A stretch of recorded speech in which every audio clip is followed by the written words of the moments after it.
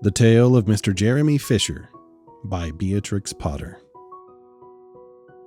Once upon a time, there was a frog called Mr. Jeremy Fisher. He lived in a little damp house amongst the buttercups at the edge of a pond. The water was all slippy-sloppy in the larder and in the back passage. But Mr. Jeremy liked getting his feet wet. Nobody ever scolded him, and he never caught a cold. He was quite pleased when he looked out and saw large drops of rain splashing in the pond. "I will get some worms and go fishing and catch a dish of minnows for my dinner," said Mr. Jeremy Fisher. "If I catch more than 5 fish, I will invite my friends Mr. Alderman Ptolemy Tortoise and Sir Isaac Newton. The alderman, however, eats salad." Mr. Jeremy put on a mackintosh and a pair of shiny galoshes. He took his rod and basket and set off with enormous hops to the place where he kept his boat. The boat was round and green and very like the other lily leaves. It was tied to a water plant in the middle of the pond. Mr. Jeremy took a reed pole and pushed the boat out into open water. "I know a good place for minnows," said Mr. Jeremy Fisher. Mr. Jeremy stuck his pole into the mud and fastened his boat to it. Then he settled himself cross-legged and arranged his fishing tackle. He had the dearest little red float. His rod was a tough stalk of grass, his line was a fine long white horsehair, and he tied a little wriggling worm at the end.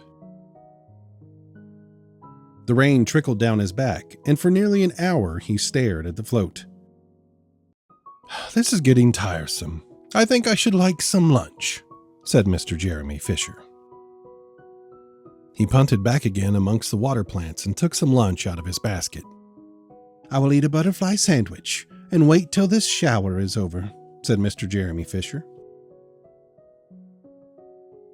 A great big water beetle came up underneath the lily leaf and tweaked the toe of one of his galoshes. Mr. Jeremy crossed his legs up shorter out of reach and went on eating a sandwich.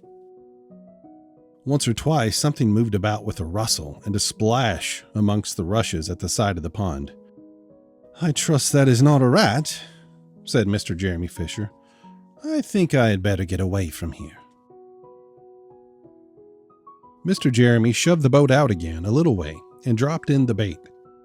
There was a bite almost directly. The float gave a tremendous bobbit.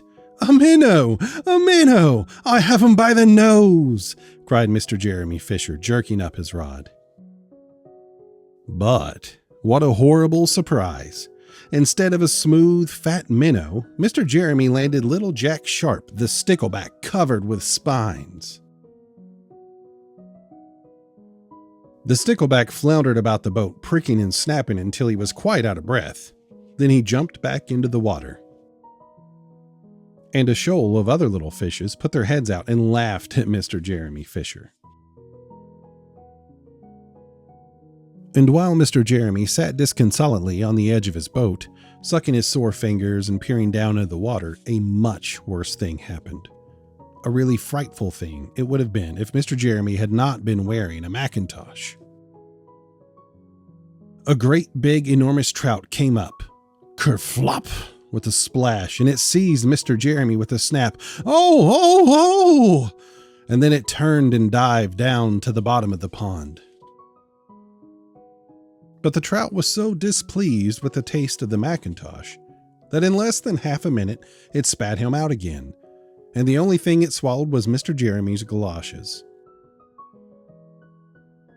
Mr. Jeremy bounced up to the surface of the water like a cork in the bubbles out of a soda water bottle, and he swam with all his might to the edge of the pond. He scrambled out onto the first bank he came to, and he hopped home across the meadow with his mackintosh all in tatters. "What a mercy that was not a pike," said Mr. Jeremy Fisher. "I have lost my rod and basket, but it does not much matter, for I am sure I should never have dared to go fishing again." He put some sticking plasters on his fingers, and his friends both came to dinner. He could not offer them fish, but he had something else in his larder. Sir Isaac Newton wore his black and gold waistcoat.